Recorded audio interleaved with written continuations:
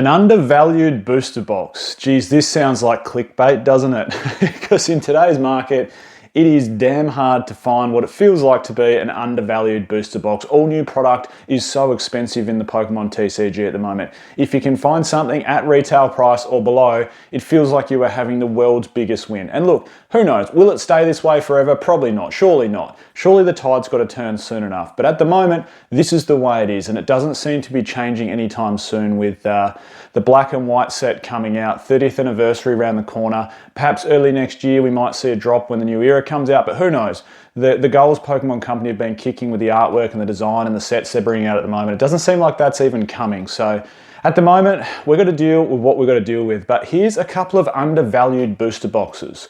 Now, this is going to seem like a long way around for a shortcut, but geez, when was it? It would have been near on 6 months ago that I did a video which brought up this. And I talked about Sun and Moon booster box prices in relation to their total set value. And if you haven't watched this channel before, then one of the metrics that I use quite commonly is total set value for the future sealed investing potential per se of a sealed product. Now that could be an elite trainer box or it could be a booster box. It doesn't matter. Okay, because there's holiday sets which only have elite trainer boxes and Pokemon Center elite trainer boxes, of course, and then there's main sets which of course include a booster box as well. And look, we're getting fewer and fewer booster box sets at the moment, it seems, but either way, the predictor is there. The data doesn't lie. If you look at this picture, it's so clear. These are all Sun and Moon booster boxes. Now, Sun and Moon era has had enough time to age. It's had enough time to age where, you know, reprints aren't really are not in the equation anymore. Everything is aged enough to go,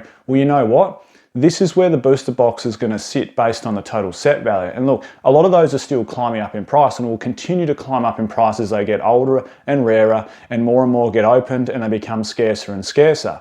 But what this shows us that once the reprint's out the window, we start getting extremely clear correlation, like so clear it's crazy, between booster box price and total set value, with Team Up the top, you know, all the way down with sets like Cosmic Eclipse, Unbroken Bonds, Unified Minds, Ultra Prism, etc., etc., etc. The list goes on, but the writing is on the wall. It is so clear that total set value has such a clear correlation to booster box price.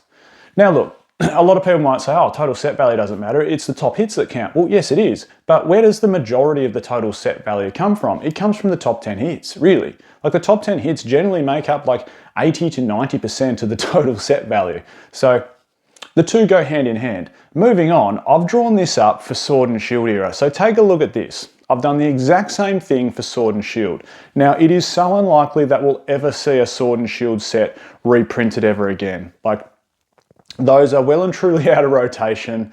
In fact, we're going to see Paldean Fates even go out of rotation very shortly. So that's how far Sword and Shield is out of rotation. And it's getting that time to settle in and show the same sort of trends that we're seeing throughout Sun and Moon era. And if you have a look at this graph, there's two booster boxes that stand out, isn't there? Like there's two booster boxes that are in the wrong place. And what do you know, looking at the numbers, total set value, we're starting to get, now that it's starting to age a little bit, Sword and Shield that is, we're starting to get a very clear correlation between total set value and booster box price. It's as simple as that. What do you know, history just seems to repeat itself. We could go back to XY era and do the same thing. We could go back to black and white era and do the same thing. You know, if we look at black and white era, we'll see sets like Dragons Exalted, and Plasma Storm with the beautiful, you know, secret rare Charizard and Blastoise up there and the secret rare Rayquaza from Dragons Exalted. You know, we'll see those sets as highest total set values and also most expensive booster boxes. If we go to XY, we'll see Flashfire with, you know, 3 big banger chase cards with Charizards. We'll see Phantom Forces up there with some banger Gengars inside there and the silver, is it Dialga? Correct me if I'm wrong. Anyway, the point still remains that we'll see the highest total set values directly correlated to booster box price. And like I was saying, there are two here, if you haven't already seen, that are well and truly out of position. One is Chilling Reign, sitting somewhat towards the top, but if you look at its total set value, it just seems a bit out, doesn't it? So it has the second highest total set value from all Sword and Shield booster boxes at $1,619. A long way shy though of the total set value of Evolving Skies, which is $5,213. But if we look at the booster box price, $415, it's very much on par with something like a Brilliant Stars at $401, although its total set value, Brilliant Stars that is $948. It has $700 less total set value than what Chilling Reign has. Now look, we all know there's other things that come into the equation here. Like if a booster box was short printed, like Sword and Shield Base and Rebel Clash, although they have super low total set values in comparison to a lot of other sets, they still hold relatively high booster box prices because of their limited supply. Unfortunately, they weren't packed with any chase cards to add any real value to the total set value. If they were packed with a few chase cards, we would see Base and Rebel Clash, in my opinion, sitting a lot higher up in price. But on that, back to the undervalued booster boxes, re-looking at Chilling Reign, $1,619 total set value and $415 a booster box. You could very clearly argue that if we fast forward in 5 years and catch up happens like we've seen in XY, like we've seen in Black and White, like we've seen in Sun and Moon, then Chilling Reign, you could argue, is very much undervalued at the moment and should see an increase in price. So with that in mind, why? Like, why is that the case? And so many YouTubers, including myself, have spruiked Chilling Reign's praises for such a long time that it's quite a good looking Pokemon card set. It sticks to its theme very well. It's got, a lot of chase cards above $5 US, $10 US, $20 US. And look, the answer sort of baffles me a little bit. Okay, pull rates are very, very difficult. The big chicken, Blaziken, is it the best artwork or is it quite cartoony and comical? Probably the latter. It is a bit cartoony and comical, but does that add to its appeal for some people? Quite possibly. Do I personally love the card? No, I think there's much better alternate art Pokemon cards from the whole Sword and Shield era. I do think this one's a touch cartoony, and maybe that's why. Maybe if Blaziken had been made look tougher or in a better environment like the Umbreon VMAX or the artwork that come with Giratina from Lost Origin, maybe it'd be worth $100 more, and therefore maybe booster boxes would reflect that because it's going to be more of a chase. Like, it's still an expensive card because pull rates are so hard on it. Like it's got such hard pull rates, Chilling Reign. It's just like Evolving Skies. It's just like Fusion Strike. Very, very, very difficult pull rates in there. That card is worth lots of money because of that reason. I don't think it's worth lots of money because it's a phenomenal artwork. I don't think it's terrible. Like, I'm not saying that is a crap looking card. I'm just saying they probably could have done a bit more, and maybe that could be a reason why the booster box hasn't shot up in price.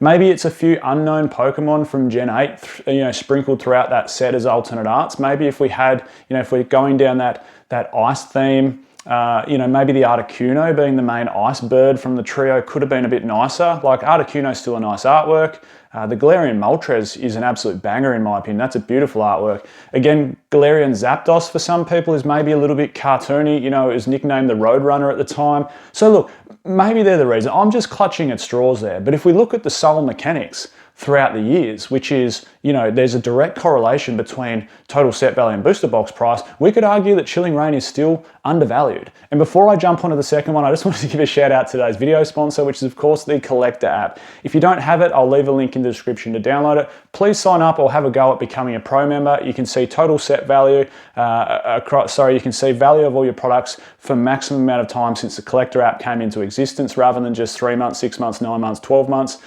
If you sign up for a pro membership, you also go in the draw to win awesome prizes at the end of each month. And the big one now for me is you can delve into set analytics. So this whole video is based around set analytics from Collector. Like, it is showing you total set value. It is showing you the hottest cards. It is showing you what cards are selling, what people are buying. Like, the set analytics is so important to both singles investors and sealed investors. You can put your whole collection inside this app and see the total value of it. It's so easy to use. Link in the description to download that one. Right, the second booster box that seems undervalued based on this equation has to be Battle Styles. And look, I'm not here saying, Battle Styles has been underrated. It shouldn't have been, shat on for so long. It's a really good set. I'm not saying that. I'm just saying, from the numbers, it seems undervalued. If we look at Battle Styles has $672 total set value, and it's sitting at $204 a booster box. And look, maybe you're hard pressed to actually find a booster box at that price because it seems like they're going a touch more than that. But either way, Battle Styles does feel a little bit undervalued, doesn't it? And look, it's not the greatest Pokemon card set, and same thing. It's almost like Chilling Reign, like it's boom or bust. And I think this is why the latter sets with trainer galleries have really boosted up, the prices of those boxes. Your Brilliant Stars, of course, Astral Radiance, Lost Origin, etc., Silver Tempest.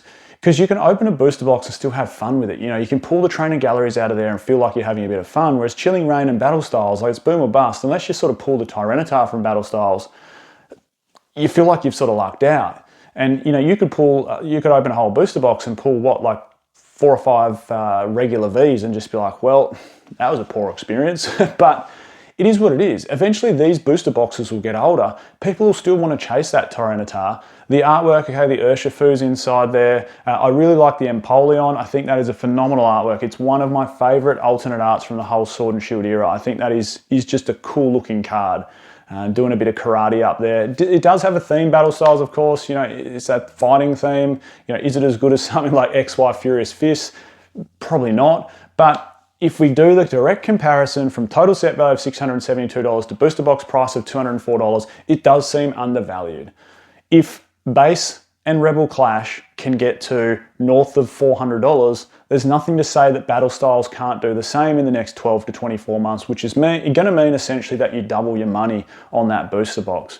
Because, why are base and Rebel Clash worth that price? Because they're rare, because they didn't get reprinted. Battle Styles had a big initial print run and a big reprint as well. So there was plenty of supply out there, but eventually that supply is going to dwindle. And once that supply does dwindle, well, we're going to start seeing an uptick in price from Battle Styles. So there you have it. I think based on just that equation, that up there, there are 2 booster boxes, in my opinion, that are still undervalued from Sword and Shield. I think there's still heaps of plays with Sword and Shield. I know it's a hard pill to swallow because booster boxes are starting to go up in price and it's easy to try and find Scarlet and Violet at retail and enjoy the multiplication effect. Of course, I get that. But I do think there's still lots of plays left in Sword and Shield, and perhaps Chilling Reign and Battle Styles are 2 of them. I'm Michael, this is PokeOz.